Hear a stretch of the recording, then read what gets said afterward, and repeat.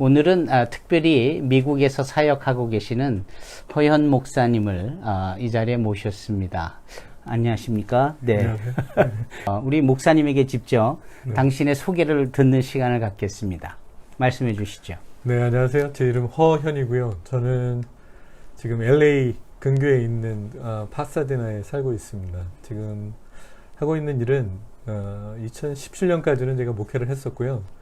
지금은 Reconciliation, 그래서 아시안 화해센터를 이제 LA에 사무실을 두고 저희가 하고 있습니다. 지금 하고 있는 사역은 주로 이제 정의, 평화, 화해 이런 쪽인데요. 그래서 구체적으로 말씀드리면 뭐 Conflict Transformation, 그래서 갈등 전환, 그래서 갈등에 어떻게 우리가 접근할 건가. 그래서 뭐 자기 개인적인 갈등부터 교회 안에서 공동체는 어떻게 갈등에 접근할 건가, 또 사회는 어떻게 할 건가, 이런 것들, 갈등 전환에 대해서 세미나나 워크숍을 하고요. 또 하나는 이제 Restorative Justice, 그래서 회복적 정의. 그래서 정의인데 정의의 회복을 목적으로 하는 정의죠. 그래서 정의가 가해자를 처벌해서 정의가 이루어지는 게 아니라 피해자가 어떻게 회복되고 공동체는 어떻게 회복되고 심지어는 가해자까지 어떻게 회복될 건가.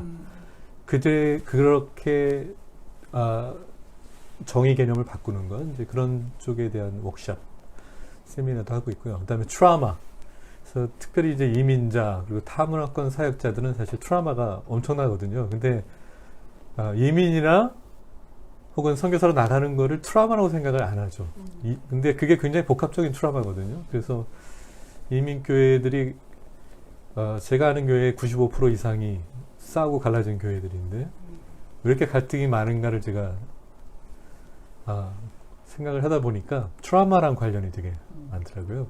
그래서 트라우마 회복과 그러니까 트라우마 어웨어니스 앤 리질리언스를 하거든요. 트라우마에 대한 이해와 회복을 그 리질리언스란 말이 회복 탄력성이라는 뜻인데 대나무가 이렇게 꺾었다 다시 돌아오는 힘처럼, 그래서 그런 것들을 우리가 가지고 있다는 것, 하나님 주셨다는 것, 그런 거를 개인 상담이 아니라 저희는 이제 개인 상담가는 아니고요. 그거는 의사 선생님들이 하시면 좋고 상담가들이 하시면 좋고 저희는 공동체가 어떻게 거기에 접근할 건가, 거기에 이제 초점을 두고 지금 사역을 하고 있습니다. 그리고 이제 한반도 평화에도 관심이 많아서 주로 사역하는 사람들이 한국 교회지만 한국 교회나 한인들에게만 제한되지 않고 이제 미국 같은 경우에 건 바이런스가 있거든요. 총기 규제나 총기에 대한 문제들, 또 레이셜 이슈들이 많은데요. 타민족과의 관계, 그 다음에 이미그레이션 같은 것들도 이민자들에 대해서 우리가 어떤 마음을 갖고 환대할 것인가, 우리 어저께 우리 문성교 선생님께서 말씀해 주셨는데, 그래서 그런 부분들을 이제 중점적으로 세미나 워크숍 해서 교회를 일으켜서 하나님의 평화 사역에 참여할 수 있도록 돕는 것, 그게 이제 저희들이 하고 있는 일입니다. 굉장하군요. 원래 로스앤젤레스는 상당히 우리 K 베머들에게는 대단히 촌동네로 알려져 있습니다. 거기가 왜 촌스러운지는 잘 모르겠지만 네. 우리 해리 목사님께서 그렇게 정의를 하셨기 때문에, 그런데 그 안에서 이런 굉장한 일이 일어나고 있다는 것이 참 놀랐습니다. 예, 갈등, 치유, 또는 이 화해, 네. 화목, 뭐 이렇게 트라우마에 대한 이렇게 힐링까지 이어지는, 그런데 조금 그 갈등적 요소, 갈등의 이유, 또 트라우마의 동기가 무엇인지, 이런 부분들이, 그리고 주로 어떤 분들이 그러한 지금 이주민들이 대부분 그렇다라는 말씀이실까요? 네, 그러니까 뭐 갈등을 이렇게 생각하면 좋겠더라고요. 갈등이 어떤 특정한 상황에서만 갈등이 일어나는 게 아니라 갈등은 항상 우리와 함께 영원토록 함께 하실 거예요. 그러니까 갈등은 항상 우리와 함께 있는 거예요. 제가 어떤 분이 암 환자가 그런 얘기 하는 거 한번 들어봤는데, 암을 친구 삼아 살고 있다. 그런 것처럼 갈등은 사실 저희 친구 삼아 살고 있거든요. 갈등이 어디든지 있고요. 저는 이제 메로나이트 교회 목사인데, 메로나이트가 한 500년 공동체 아나바티스트 운동이 한 500년 동안 공동체에 포커스를 둔 운동이거든요. 그런데 500년 동안 배운 게 있다면 이 사람들이 인간은 꼭 싸운다. 그렇죠? 공동체를 하려면 꼭 싸움이 일어나는데 그러면 어떻게 덜 아프게 때릴까? 이제 그런 거에 의해서 프로그램들을 디벨롭해 온 게 많습니다. 그래서 제가 아까 말씀드린 그 세 가지 다 갈등 전환, 회복적 정의, 트라우마, 어웨어니스 앤 리실리언스 이런 건 다 메오나이트들이 만들어낸 프로그램들이고요. 이제 저는 그걸 소개하고 한국 사회에 또 한인 사회에 적합하게 이제 적용을 할 뿐입니다. 그래서 아까 이제 송 교수님께서 질문하신 거에 답을 드리자면 갈등은 꼭 우리와 함께 있는데 문제는 한국 저의 윗세대 제 아랫세대는 잘 모르겠지만 저와 저 윗세대가 배운 갈등 접근 방식은 한국 사람들은 그렇게 다양하지가 않고요. 거의 한 가지 방식일 겁니다. 저희 어머님이 제가 제 동생하고 싸우고 있으면 할머니하고 어머니 이제 앞에서 그럼 어떻게 했을까요? 딱 그러면 이제 조용해져야 되거든요. 그렇죠? 그러니까 갈등이 생기면 위에서 눌러버리면 되는.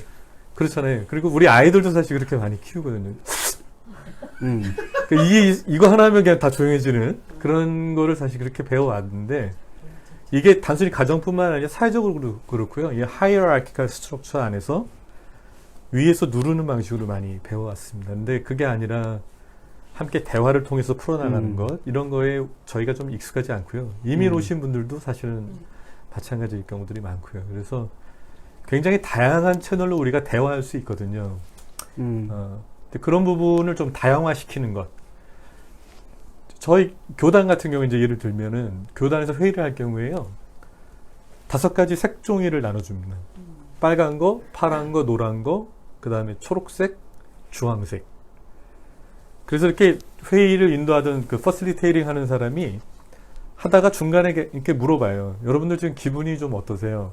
우리가 지금 하고 있는 방식이나 이런 것들. 그러면 내가 아주 불편하다 그러면 빨간색이고 괜찮다 좀 좋다 그러면 파란색이고 좋긴 좋은데 그러니까 약간 중간이다 그러면 노란색이고요. 좋긴 좋은데 완전히 좋은 건 아니야. 그러면 초록색이고 나쁘긴 나쁜데 완전히 나쁜 건 아니야. 그럼 주황색을 두는 거죠. 이렇게 색깔을 보여줘요. 그럼 이제 제가 퍼실리테이팅 하고 있다 지금 분위기가 이렇구나. 색깔 보고 알 수 있고 앉아있는 사람들은 적어도 자기 감정을 한 번은 표현을 하거든. 근데 이걸 여러 번 하거든요. 모임하는 중에. 그러면서 안건을 하나도 안 냈어도 자기를 표현했다고 생각하거든요. 그러니까 이제 자기를 표현 방식을 이렇게 쉽게 할 수 있도록 말을 안 하더라도 자꾸 이제 그렇게 해주는 걸 통해서 yes and no만 있는 게 아니구나. 굉장히 다양한 감정들을 느끼고 있구나. 이런 것들을 사람들이 표현할 수 있도록 해주는 거거든요. 그래서 이제 그런 다양한 채널이 있다는 것. 커뮤니케이션 하는데 굉장히 다양한 채널이 있고 디시전 메이킹 하는데 다양한 방법이 있고 그래서 우리가 그런 부분들을 좀 배우면 이렇게 항상 이렇게 충돌하고 꼭 끝까지 가서 싸워서 이겨야 되는 그런 상황이 안 돼도 얼마든지 컨스트럭티브하게 아주 건설적으로 갈 수 있다. 그런 것들 좀 배울 필요가 있다는 생각이 들고요. 네. 근데 제가 질문 뒷부분을 잊었네요. 네. 제가 다시 질문을 하는 걸로 하고요. 오늘 네. 아침에 해리 목사님께서 네. 익스프레스에 대해서 말씀을 하셨어요. 네. 이렇게 외부로부터 주어지는 것들이 쌓이는 이 부분을 분출을 해야 되는 네. 이걸 소위 표현, 소통 맞습니다. 이런 부분에 대해서 생각이 나는군요. 네, 그래서 맞습니다. 정말 귀한 사역을 하고 계신다라는 생각이 드는데 그 출애굽기 6장에 보면은 그렇게 억압받는 애굽에서의 이 하나님의 백성들이 이 외부로부터 오는 핍박과 네. 내부의 마음의 상함이 네. 이 모세로부터 통하여 주어지는 하나님의 말씀을 받기를 거부하거든요. 네. 그래서 이제 제가 그 질문을 다시 한번 이런 식으로 접근을 해보는 겁니다. 네. 갈등이 생긴다. 그거 다 이해합니다. 우리도 갈등이 있으니까. 네. 트라우마가 있다. 어떤 식의 트라우마든지 모든 사람에게 있다. 네. 근데 이게 이제 외적인 요소와 내부적인 요소 두 가지가 함께 네. 동기로서 작용을 할 텐데 네. 특별히 다문화 사회라고 여기지는 네. 그 미국 또 네. 캘리포니아라는 곳은 유독 중남미 쪽으로 많이 와 계시고 아시아에서 많이 와 계시는데 맞습니다. 그런 이주민들이 유독 그런 갈등에 네. 많이 노출이 돼 있고 그렇다라는 말씀이신가요?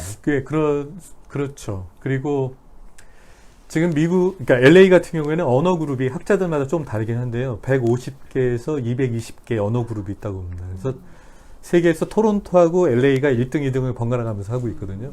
그러니까 그만큼 다양한 사람들이 살고 있고요.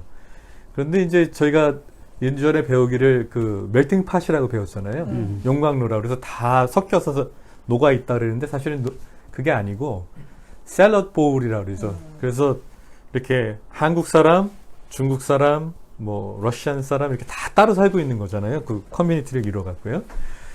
그리고 그 위에 이제 란치 드레싱을 덮었다고 그런 얘기를 합니다. 백인 문화를 거기에 덮어 씌운 거다. 이제 그런 얘기들을 하고 그러는데 그렇게 굉장히 다양한 그룹들이 살기 때문에 사실은 갈등이 일어날 가능성은 엄청나게 가지고 있죠. 그리고 사실 레이셜 이슈나 이제 그 인종적인 문제나 또 이미그레이션 이런 문제들도 다 거기에 관련이 되어 있다고 생각합니다.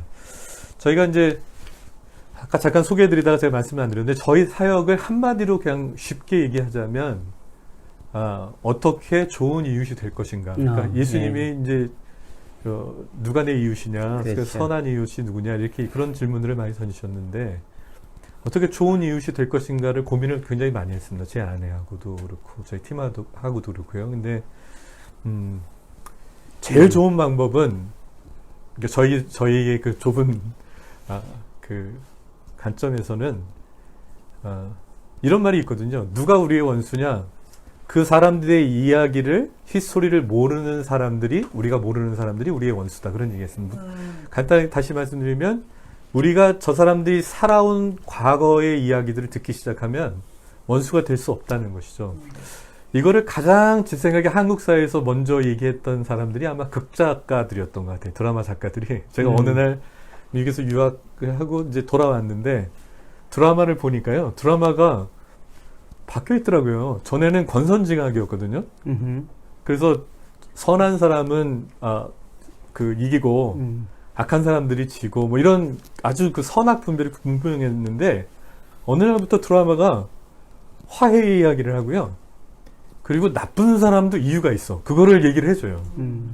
제 사람이 왜 저렇게 나쁘게 됐는지를 뒤에 이렇게 자라온 배경이나 그런 것들을 얘기를 해줘요. 그러면 그 사람은 미워할 수 없게 되거든요. 이해가 되는 거죠. 그런 것처럼 저는 그래서 저희가 지금 이제 하고 있는 것 중에 하나가 아프리칸 아메리칸 히스토리를 배우고요. 그 교회를 찾아가고 또 라티노 아메리칸 히스토리를 배우고 그 사람들이 어떻게 왔는지 살아왔는지 그리고 그 교회를 가보고 목사님의 이야기를 듣고 그 다음에 이슬라믹 센터에도 가봤어요. 그래서 이슬람 사람들이 어떻게 여기까지 왔는지에 대한 이야기 듣고 그러니까 너무 많은 것들을 저희가 이제 배우게 되는 거죠. 이해가 되고 원수가 될 수 없다는 것 이제 그런 것들을 깨닫게 됐습니다. 그래서 뭐 아주 원하시는 답변을 제가 드리는 건지 모르겠지만 그 이민자들한테서 오는 그런 갈등의 어떤 가능성들은 굉장히 높고요. 특별히 트라우마가 제가 아까 말씀드린 것처럼 아주 중요한 역할을 하는데요. 트라우마는 이제 빨간 버튼이 여러 개가 달려 있다고 생각하시면 됩니다. 그래서 제가 이제 한 어떤 케이스를 말씀드리자면 어떤 장로님이 목사님하고 굉장히 심한 갈등을 하셨어요. 근데 거기 이슈는 굉장히 거룩한 이슈였어요. 목사님의 그 파이낸셜 그 운영하는 데 문제가 좀 있다. 파이낸스에. 그런데 이제 한참 얘기를 듣다 보니까 제가 그분하고 이제 결국 뭐냐면 그렇게 얘기하시더라고요. 그분이 그렇게 말씀하신 겁니다. 그 자식이 내 자존심을 건드리잖아. 딱 그러더라고요. 그게 막 마지막에 있는 건데 그게 뭐냐면 설교할 때 목사님은 아무 의도 없이 한 얘기인데 장로님은 자기 빨간 단추를 눌러버린 거예요. 자기 자존심 건드리니. 네. 건드리는데 그게 목사님이 알면서 자기를 공격했다고 생각하시는 거예요. 그러다 보니까 그렇게 탁 눌렸는데 그 빨간 단추가 뭐였냐면 트라우마. 이게 이민 오면서 자기가 갖게 된 트라우마였어요. 한국에서는 자기가 그나마 이제 좋은 대학도 나오고 이랬는데 이민 오면서 그냥 뭐 청소도 하시고 세탁소도 하시고 처음에 잡도 잘 못 구하고 영어도 잘 안 되고 그러다 보니까 쌓여온 그 자존심이 있거든요. 사모님은 또 여자분들이 굉장히 언어를 빨리 배우시잖아요. 그러니까 잡도 빨리 구하시게 되고 그러니까 일하시다가 집에 돌아오면 남편이 이렇게 뒹굴대고 있으니까 또 그걸 뭐라고 여태까지 딱 이렇게 되면은 이게 내 자존심을 또 이렇게 갖고 이제 가는 거거든요. 그러니까 그러다 보니까 그 안에 이제 있던 것들을 목사님이 자기도 모르게 설교할 때 건드리니까 그다음부터는 빨간 단추가 눌러지면 리셋이 되잖아요. 모든 게 그냥 바뀌어버리는 거예요. 그래서 합리적으로 사고할 수 없게 되고, 그래서 이민교회는 그 빨간 단추를 단 사람들이 100명의 교인이라면 100명이 다 갖고 있는데 갈등이 일어날 수 있는 확률은 100의 100승이 되는 거죠. 100명이 100명을 향해 갈등을 일으킬 가능성이 많은 거예요. 그렇기 때문에 이민교회가 아주 갈등이 많고요. 그래서 트라우마에 대한 우리 그 워크숍이나 이런 것들이 공동체가, 그러니까 제가 말씀드린 건 카운슬링이 아니라 공동체가 어떻게 접근할 건가, 이게 굉장히 중요하고요. 선교사 공동체도 마찬가지입니다. 네, 그 상당히 브로드하게 사역을 하시는데 그게 네. 단순히 신학적인 전문성만 가지고는 네. 많은 이런 부분에 니드가 있는 분들을 만족시키거나 소위 화해라는 결론으로 도달하기에는 조금 네. 여러 부족한 부분들이 더 있겠다. 예를 들면 심리학적인 것, 그렇죠. 또 상담학적인 그렇죠. 것, 사회학적인 것. 맞습니다. 이런 것들은 어떻게 주로 갖추시고 또 제가 할 수 있는 것들은 적용하십니까? 저는 의도적으로 상담이나 이런 부분들은요, 심리학 상담 이런 부분은, 그러니까 제 주위에는 이제 플로 신학교 같은 데서 MFT를 하신 분들이 많으세요. Marriage and Family Therapy라고 해서 결혼 또 가정 상담학 이런 쪽이 있지 않습니까? 그래서 그런 쪽에 공부하시는 분들이 전문가들이 있기 때문에 그런 분들을 소개해드린 거로 개인적인 문제들을 하고요. 네. 저희는 아까 말씀드렸다시피 접근을 공동체적인 접근을 합니다. 그래서 공동체가 함께 워크숍이나 세미나를 하면서 우리가 그럼 이걸 같이 어떻게 해볼까, 이런 식이 되겠죠. 그래서 상담의 그 용어로 말하자면 레이 카운슬링이라는 게 있잖아요. 전문 상담가들이 있고 교회 안에 이제 전문적으로 상담을 하신 분들은 아니지만 피어 그 동기들이나 친구들 이런 통해서 상담을 하는 것처럼 약간 좀 그런 의미가 되겠죠. 네. 그렇지만 훨씬 더 이제 공동체에 좀 많이 접근을 합니다. 와, 네. LA라는 촌동네에서 엄청난 큰 일을 하고 계세요. 네. 그런 걸 보면은 미국에 큰 소망이 있겠다는 생각이 드는데요. 반면에 이런 트럼프 같은 대통령의 네. 그 정책 같은 것은 네, 이주민들에게 상당히 불리하게 작용하고 그렇죠. 그것이 또 트라우마로 네. 갈등의 요소가 된다라고 할 때 맞습니다. 앞으로 어떻게 될 것 같습니까? 미국의 이런 분위기가. 네. 저기서 제 소신껏 말씀을 드려도 되나요? 뭐 미국에 물론 트럼프 지지자들도 계시겠지만,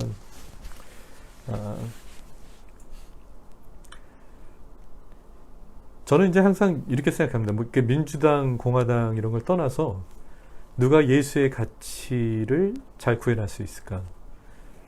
그 말씀은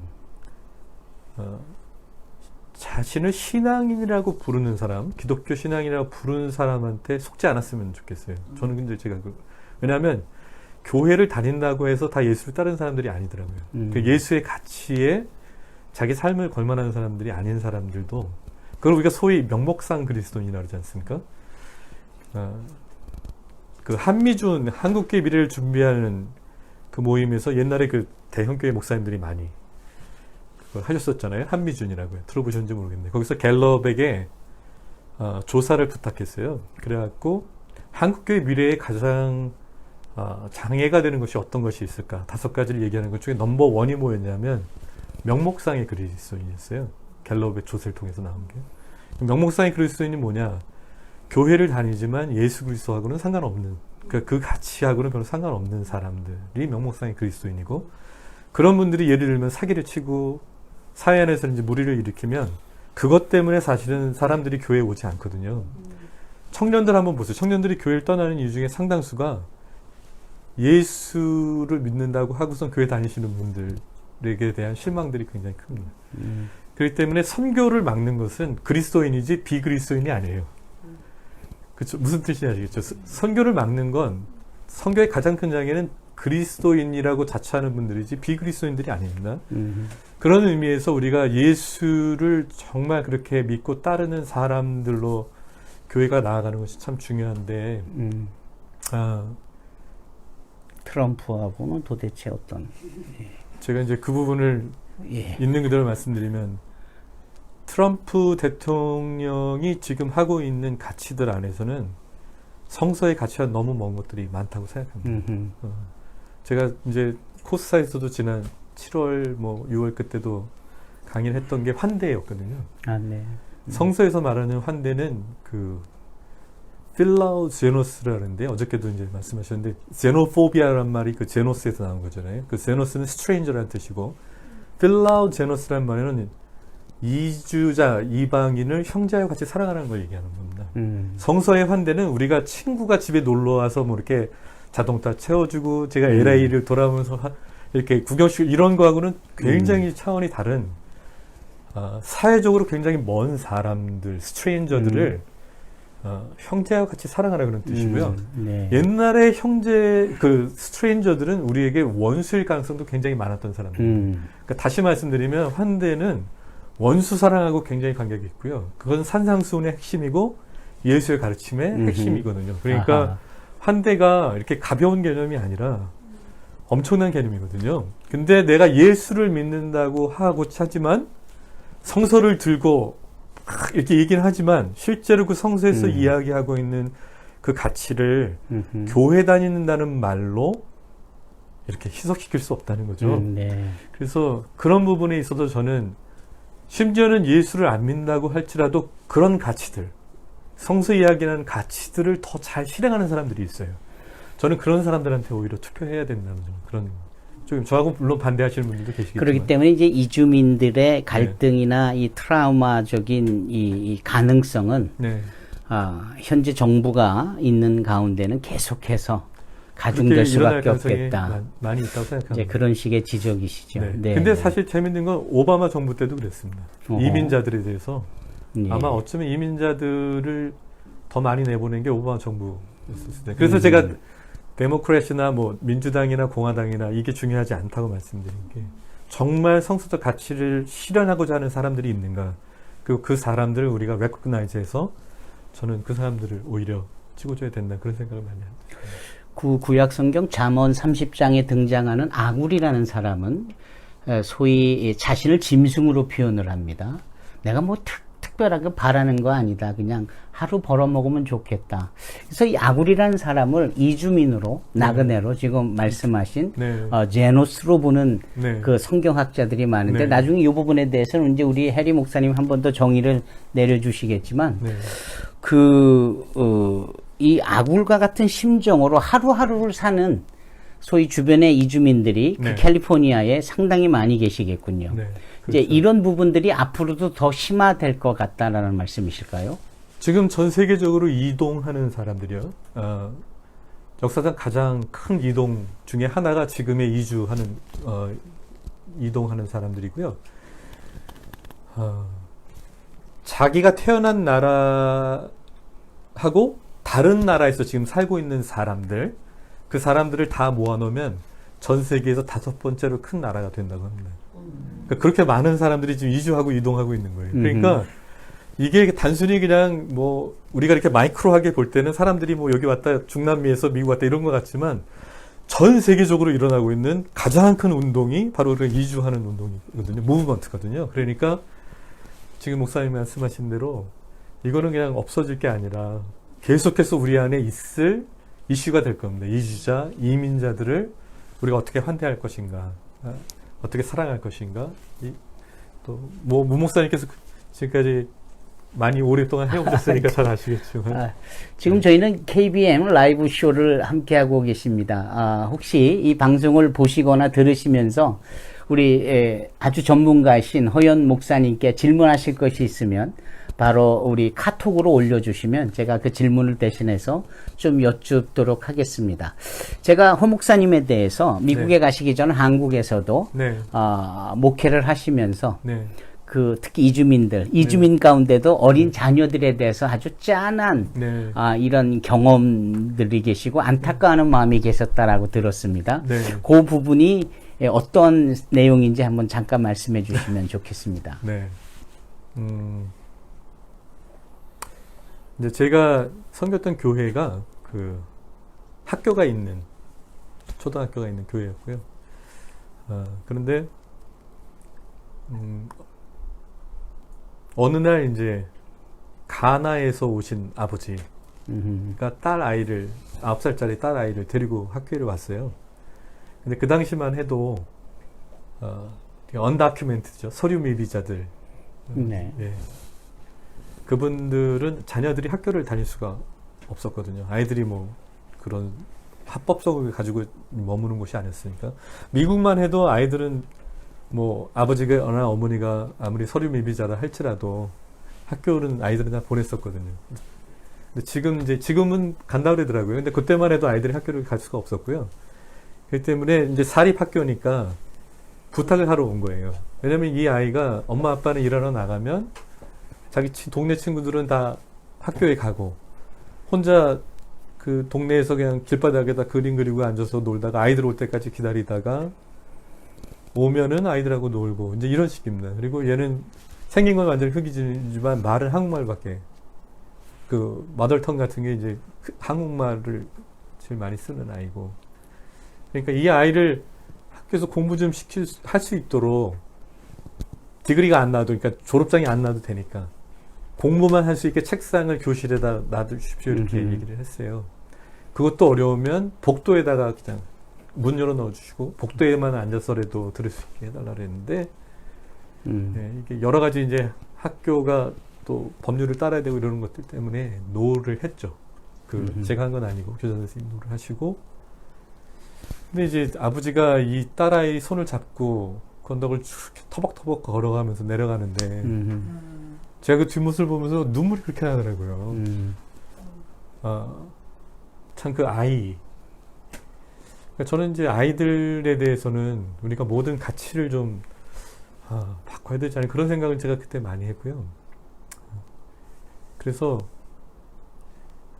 사실은 이제 저희 교회에 뭐 의사 선생님들, 간호사 선생님들, 한의사들이 많고 약사도 많아져서 저희가 그래서 이제 그분들과 함께 그 외국인 노동자들 사역을 이제 하게 된 어떤 동기 중에 하나가 사실 그러셨군요. 네네. 그러셨군요. 뭐 긴 얘기가 있지만 물론 목사님께서 경험하신 것은 더 이상 한국 사회에 존재하지 않는 그러니까 한국 사회에서도 학생들 학교마다 다문화 이주 2세들에 대하여서 대단히 포용적이고 또 그들을 맞이해서 학생 수가 또 모자르는 반에 서로 돕고 하는 일들을 하기 때문에 하지만 그런 일들이 우리 목사님의 저 태평양 넘어서 LA 촌동네에 가셔서 이렇게 위대하고 훌륭한 일을 하시는데 동기가 되셨다는 것에 대해서 저희가 수긍할 수밖에 없습니다. 사실은 제가 목사님에게 꼭 듣고 싶은 말씀이 하나 있는데요. 네. 아시다시피 9월 11일 9.11 사태가 있었고 그렇게 이슬람교와 이 기독교가 마치 이렇게 콱 부딪히는 네. 그러니까 소위 이제 하버드 대학의 사멜 헌팅턴이 말하는 이 문명의 충돌. 그런데 이 문명이 꼭 원시적인 부분의 반대편에서의 발달된 문명이라기보다는 미시적으로 볼 때 이렇게 종교성이라든지 문화적인 부분에 부딪힌 갈등이 다 이런 문명의 충돌이라고 사멜 헌팅턴이 말하고 있는데요.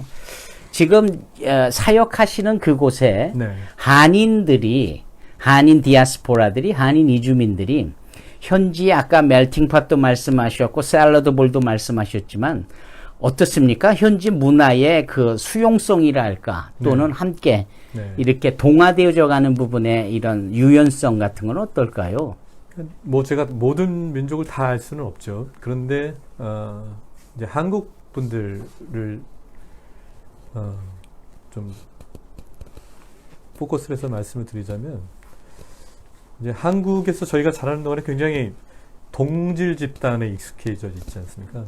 단일 민족 뭐 이렇게 얘기하고 사실은 단일 민족이 아닌데 단일 민족이라고 그래서 어떤 그런 거기에 익숙해져 있다 보니까 미국에 가서도 사실은 그렇게 다양한 사회에 있음에도 불구하고 특별히 LA는 뭐 다른 지역에 사시는 분들은 좀 다를 수 있는데 특별히 LA는 한국 사람들끼리 모이는 경우 굉장히 많습니다. 제가 어느 날 그 플로르튼에 한번 그 스타벅스에 간 적이 있는데 서빙 하는 사람부터 앉아있는 사람들까지 전부 다 100% 한국 사람들이더라고요. 근데 그건 코리아타운에서도 못 보던 거거든요. 근데 플로르튼에 한국 사람들이 굉장히 많이 이동을 했어요. 거기 옛날에 TV에서 한번 그 고등학교 써니힐스라는 고등학교가 한번 나온 다음에 그쪽으로 다 많이 그 아이들 교육 때문에 가기도 했고 또 얼바인에도 한국 분들이 많이 가시고요. 그러다 보니까 이제 한국 사람들끼리 모여서 뭐 모든 것들이 거의 이제 한국어로 이루어지고 그러다 보니까 언어 자체가 이제 영어가 쉽지 않고 또 그 얘기는 이제 다 문화권의 사람들, 다 타인종들이나 타민족과 대화하기가 쉽지 않다는 거죠.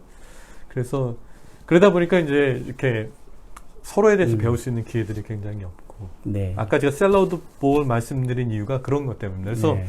저한테 만약에 미국 그 LA는 어느 동네에 누가 사는 어느 민족이 사냐라면 말씀드릴 수 있을 정도예요. 뭐 노스리치에 러시안 사람들이 많던데지, 할리우드 같은데 뭐 웨스트 LA 같은 데 가면 주이시들이 많던데지, 플러튼에 가면 한국 사람이 많다든지, 저희가 지금 살고 있는 샌게브리얼 밸리 같은 데는 중국 사람들이 중국 대륙 바깥에 제일 많이 사는 데가 샌게브리얼 밸리거든요. 그러니까 그렇게 이제 다 모여서 이렇게 사람들이 사는 거죠. 그렇기 때문에 안전해 보이지만 실제적으로 어떤 일이 있을 때 뭐 92년에 LA 라이엇이라고 한국 사람들은 부르는데요. 그 흑인들은 uprising이라고 부릅니다. 그러니까 그 단어도 굉장히 달라요. 한국 사람들이 볼 때는 라이엇이라고 그러거든요. 폭동. 근데 그 흑인들이 볼 때는 uprising이라고 부르는 거죠. 폭동이 아니라 그걸 뭐라 그러죠? 그 정의로운 관점에서 일어나는 거 있잖아요, 사람들. 그렇게 본다는 거죠. 그래서 저희가 한번 그 컨퍼런스를 한 적이 있는데 영어로 uprising이라고 쓸까, riot이라고 쓸까. riot이라고 쓰면 흑인들이 안 올 거고, uprising이라고 쓰면 코리안들이 안 올 거고, 혹은 백인들이 안 올 가능성이 있고. 그래서 두 개를 이렇게 슬래시 해갖고 같이 썼어요. 그랬더니 흑인이, 아프리카 아메리칸이 와서 그러시더라고요. 거기 만약에 너네가 라이엇만 썼으면 난 안 왔을 거라 그러더라고요. 그러니까 그만큼 이제 다 다른 거예요. 그래서 이게 두 문화가 교차하는 지점이 가면은, 그러니까 마치 지금은 굉장히 안전해 보이지만, 이게 언젠가는 이렇게 또 이렇게 만나게 되거든요. 그때가 되면 거기서는 굉장히 폭력적인 게 나오고 안 좋은 일이 일어날 수 있다. 이거는 저는 한국이 배워야 되는 것 같아요. 왜냐하면 한국도 지금 다문화 사회로 이미 들어섰거든요. 근데 지금은 이제 굉장히 마이너리티들이기 때문에 사람들이 힘이 없기 때문에 그냥 당하는 것 같이 살지만 점점 어떤 파워 게임들이 일어날 겁니다. 지금 프랑스 같은 경우도 북아프리카에서 온 이주자들이 굉장히 가난한 지역에다 몰아놓고 살잖아요. 그랬다가 한번 폭동이 일어났지 않습니까? 그 사람들 쪽에서는 업라이징이고 백인들이 볼 때는 라이엇이 되겠죠. 그러니까 이게 점점 사회가 다문화되고 다양한 민족들이 모여 살기 시작하고 그렇게 되면 갈수록 저희들이 화해, 그 정의와 평화, 그리고 어떻게 대화할 것인가, 이런 것들을 많이 배워가야 된다고 생각합니다. 어떻게 서로를 이해할 것인가, 좋은 이웃이 될 것인가.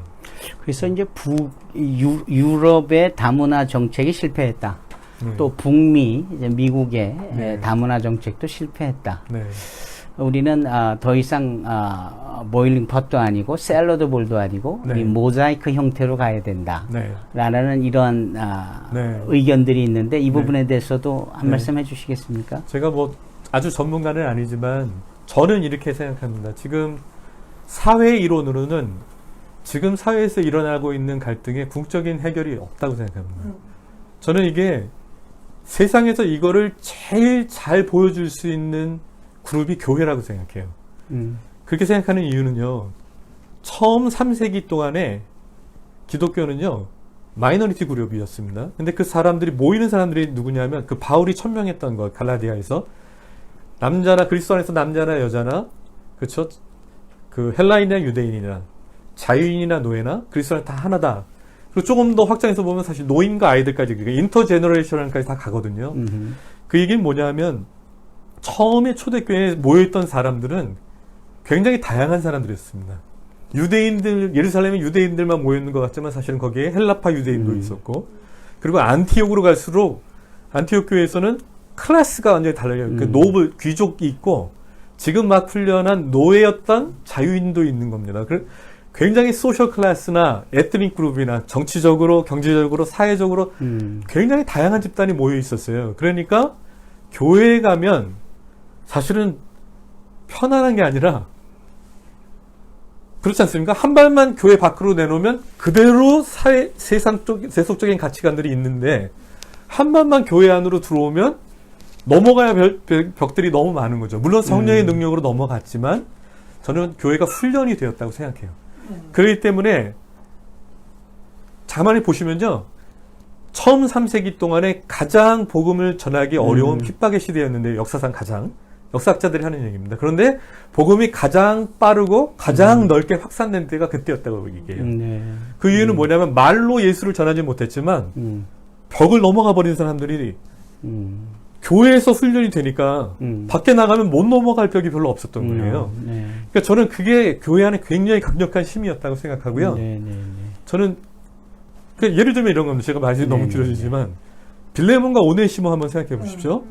오네시모가 빌레몬의 옛날 종이었습니다. 노예였는데 바울을 통해서 회심하고 이 사람이 바울이 내가 오네시모를 형제라고 부르니까 빌레몬 너도 형제라고 부르라 이렇게 하잖아요. 그럼 질문을 한번 바꿔보는 거예요. 빌레몬의 아내는 오네시모를 뭐라고 불러야 됐을까요? 빌레몬의 자식들은 오네시모를 뭐라고 불러야 됐을까요? 엉클이라고 불러야 됐을까요? 빌레몬의 가족들은 혹은 친척들은 친구들은 오네시모를 뭐라고 불러야 됐을까요? 저희는 복음이 너무 예수 믿고 구원받아 천국 간다 이 단순화시켜서 사회적 영향력을 얘기를 안 한 것 같아요. 근데 저는 복음이 제대로 들어가면 원자폭탄보다 무섭다고 생각합니다. 왜냐하면 원자폭탄은 18만 명을 한 번에 죽일 수 있을지는 모르지만 사회 자체를 바꾸지는 못하거든요. 근데 복음이 들어가면 모든 소셜 네트워킹이 다 바뀔 수밖에 없어요. 빌레몬이 오네시모를 형제라고 불러야 되는 건 엄청난 일이었습니다. 그리고 그와 관계된 모든 사람들도 관계가 바뀔 수밖에 없는 상황이었잖아요. 그런 것처럼 사회적 임팩트가 복음이 가지고 있는 사회적 임팩트는 엄청난다고 생각하고 이거를 가장 잘 세상에서 실현하고 보여줄 수 있는 그룹이 교회라고 저는 생각합니다. 그래서 소셜 티오리들이 굉장히 많고 거기에 물론 엄청난 연구들이 이루어지기 때문에 중요한데요. 또 거기에 저희가 받아서 또 사용해야 되는 것도 분명히 있지만 그러나 저희가 가지고 있는 이 복음이 가지고 있는 엄청난 힘을 그분들에게도 알려드려야 된다고 생각하고 세상이 그거를 볼 때에 아 저기 하나님 나라가 있구나. 그래서 교회 그 산 위의 도시가 저기 있구나. 저 아름다움이 우리 가야 되지 않는 게 터툴리안이 그렇게 얘기했지 않습니까? 저기 저 아름다운 저것 때문에 사람들이 교회를 나오기 시작했다고 그랬거든요. 그런 것처럼 저는 교회가 그거를 보여줘야 된다고. 자, 차별이 없는 이런 귀천이 없는 이런 것이 자연스럽게 역사적으로 흘러왔던 이 교회가 바로 이러한 그 모자이크 시계의 적용을 통해서 하나님의 큰 그림을 사랑을 나타내는 뭐 이런 식의 대안이어야 된다라고 말씀하시는 거죠. 맞습니다. 제가 그렇게 이해도 되겠죠. 그래서 정책적으로 바꿔가는 것도 굉장히 중요하지만 교회가 우리에게 주어져 있는 그 근본적인 메시지 그리고 존재 이유 그거를 제대로 살아낼 때 그 영어로 live out 그러거든요. 살아낼 때 그게 이제 세상의 궁극적인 소망이 예수 그리스도가 되실 것이라고 저는 이제 생각합니다. 저희 KBM은 유독 그 주이시들에 대해서 관심도 많고 해리 목사님 통해서 주이시들의 생활 양식 그네들이 의무처럼 사명처럼 여기는 그런 것 중에 하나가 자기네들이 살아있는 그 지역이 설령 자기네들이 이주민이라 하고 디아스포라라고 할지라도 그 사회에 지대한 공헌을 끼치고 그거 현지인들에게도 섬김과 다른 이주민들을 섬김으로 인하여서 뭔가 이 하나님의 백성으로서 이런 그 큰 그림을 이렇게 나타낸다. 늘 이렇게 강조하셨거든요. 이 부분에 대해서 저희가 이제 KBM 라이브 쇼가 끝나면 해리 목사님의 또 진짜 강의가 또 시작이 되어질 텐데 그때 또 언급을 하실 거라 믿습니다. 오늘 사실은 허 목사님께서 너무 전문가시고 또 시간이 너무 짧습니다. 이제 그래서 나중에 이런 시간이 좀 더 있기를 소망하고요. 어떻습니까? 가족들은 지금 잘 계시나요? 혼자 지금 이곳에 와 계신데. 예. 네, 제가 사실 미안하죠 그것 때문에. 근데 지금 산불 때문에 산불. 예. 지금 뭐 캘리포니아, 오리곤, 워싱턴 스테이트까지 뭐 전부 다 엄청나게 서부 쪽은 지금. 네. 지금 애쉬들이 재들이 너무 많이 나와서 저희 가족들도 이제 천식이 있기 때문에 많이 좀 고생하고 있죠. 네. 대단히 미안하시겠군요. 예. 더더군다나 이 KBM에 오셔서 맛난 음식 드시고 너무 아름다운 이런 대자연의 모습을 보시면서 예, 제가 사흘 동안 사육을 받다 가는 것 같습니다. 네. 우리 저 KBM 대표이신 장재중 장로님께서 복음의 힘, 예, 원폭보다 강하다. 관계의 변화, 교회 존재의 이유, 리브 아웃 이렇게 계속해서 지금 들으시면서 핵심적인 단어들을 이렇게 카톡에 올려주고 계십니다. 역시 대단하십니다. 예. 오늘 이제 이번에 이 상황을 마치시면 이제 다시 미국으로 돌아가시게 되어질 텐데 향후 계획 또는 개인적인 기도 제목을 또 알려주시면 저희가 마음에 담고 함께 기도하게 될 것입니다. 예. 기도 제목은 굉장히 많지만 사역적인 측면에서 말씀을 드리자면 저는 이제 한인 교회들이 이런 화해에 대한 메시지를 단순히 말뿐만 아니라 실제적으로 실천적으로 많이 사회 안에서 살아냈으면 하는 그런 마음이 있습니다. 그만한 영향이 된다고 생각하고요. 지금까지 우리가 해왔던 성경 공부를 못해서 그렇게 못한다고 생각하지 않고요.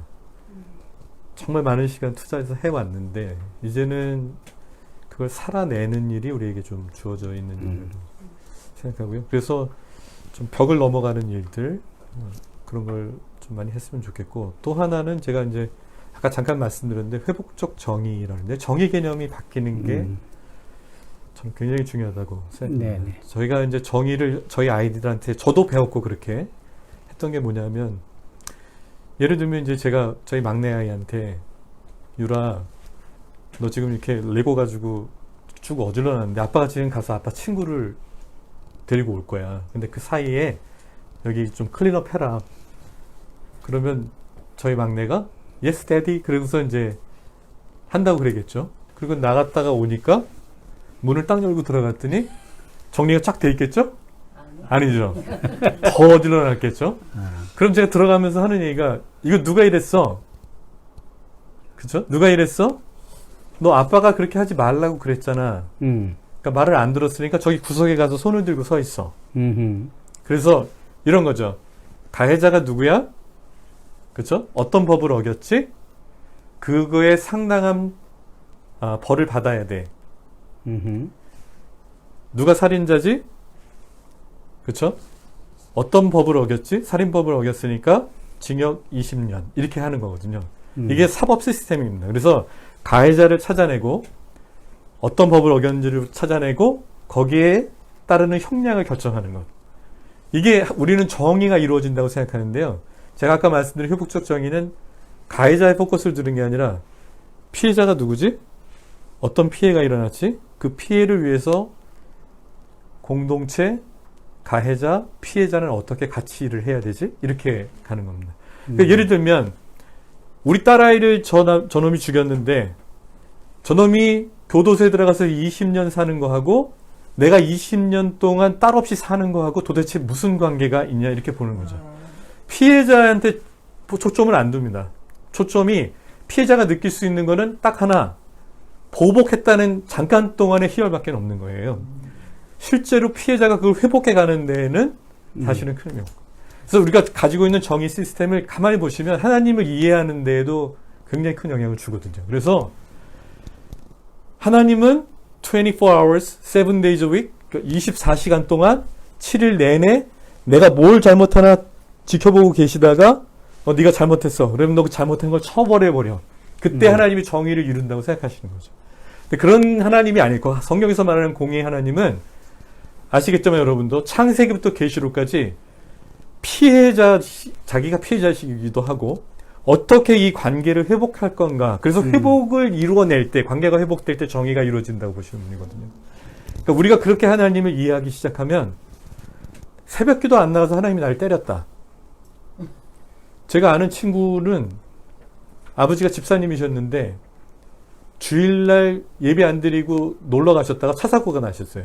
그때 목사님이 설교 때 뭐라 그러셨냐면 집사가 주일 성수를 안 했더니 하나님이 치셨다 이렇게 했거든요. 근데 거기까지 괜찮았어요. 뭐 그럴 수 있다고 생각했는데 술 담배를 하셨거든요. 근데 간암으로 돌아가셨어요. 그럼 뭐라고 설교가 또 나왔을까요? 아이가 앉아 있는데 집사가 순날배를 하니까 하나님이 이렇게 가는 거죠. 그럼 가만히 그 어린아이의 관점에서 그 설교를 들었어요. 그러면 평생을 얘를 몰고 가는 게 뭐가 있어요? 하나님은 아까 제가 말씀드린 24 hours, 7 days a week 하루 종일 나를 쳐다보고 계시다가 내가 뭐 잘못하는 거를 보고 계시다가 딱 때려갖고 정의를 이루시는 분이라고. 그러니까 응보적 정의라고 그러거든요. 그걸. 그렇게 자꾸 하나님을 이해하게끔 만든다는 거죠. 그래서 정의 개념을 바꿔가는 것, 이게 피해자, 가해자, 공동체가 어떻게 일어난 피해를 같이 회복하도록 일을 할 거냐. 자꾸 그렇게 바꿔가는 게 이제 굉장히 중요합니다. 그래서 저는 이 교회, 한인교회뿐만 아니라 모든 교회가 사실은 그렇게 회복하시는 하나님, restoring, 이게 God's restoration ministry, ministry of restoration, 회복하는 ministry, 그거를 제대로 그냥 머리로 이해하는 게 아니라 실천을 같이 했으면 하는 마음이 있습니다. 제가 말을 너무 길게 아닙니다. 네네네. 네.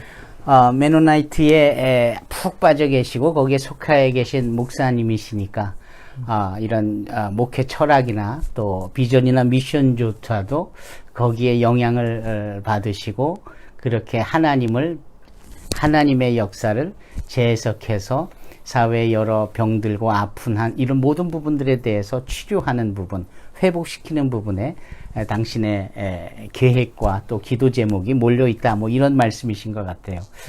누가복음 10장으로 모두의 우리 목사님이 말씀하셨고 그 이웃에 대한 관심, 섬김에 대하여서 누가복음 10장에 그 가서 너도 이와 같이 하라라는 이 말씀이 저희들에게 큰 도전이 됩니다. 우리 목사님을 다음에 또 한번 정말 모셨으면 좋겠습니다. 역시 해리 목사님의 선택은 항상 우리로 하여금 감동을 줍니다. 예, 저는 오늘 우리 에피소드 해프닝 중에 그 새우 때문에 피자를 영원히 못 먹게 되는 그런 어린아이들의 슬픔을 보는 부분이 있었어요. 그러시고 우리 목사님이 너무 집요하시다. 그런데 결국은 그게 아이들을 더 철들게 하고 좀 더 생각이 깊어지고 또 나중엔 이 나눔과 섬김으로 이어지는 것을 보면서 어린이들이 어른들의 밥값을 낸다. 이게 보통 일이 아니더라고요. 그래서 이런 특징이 이렇게 모여진 패널들 한 분 한 분에게도 동일하게 비슷하게 나타나는 것 같아요. 오늘 우리는 허연 목사님을 모시고 아주 지금 미국 사회 안에 문화의 충돌 속에서 또 갈등과 그리고 트라우마에 아파하는 이런 분들이 많이 계시다. 그런데 하나님께서 허 목사님을 또 팀들을 구성하시고 저들을 위로하고 계시다는 점에서 우리는 하나님의 사랑을 봅니다. 여기까지 말씀을 함께 나눠주신 우리 허 목사님에게 박수를 한번 쳐서 격려를 해주시면 좋겠습니다. 너무 감사합니다. 한 5분 정도 저희가 브레이크를 하고요. 연이어서 이제 해리 목사님께서 해리 라이브로 우리에게 말씀을 전해 주실 겁니다. 예, 기대됩니다. 네. 고맙습니다. 네, 감사합니다. 허 목사님. 네.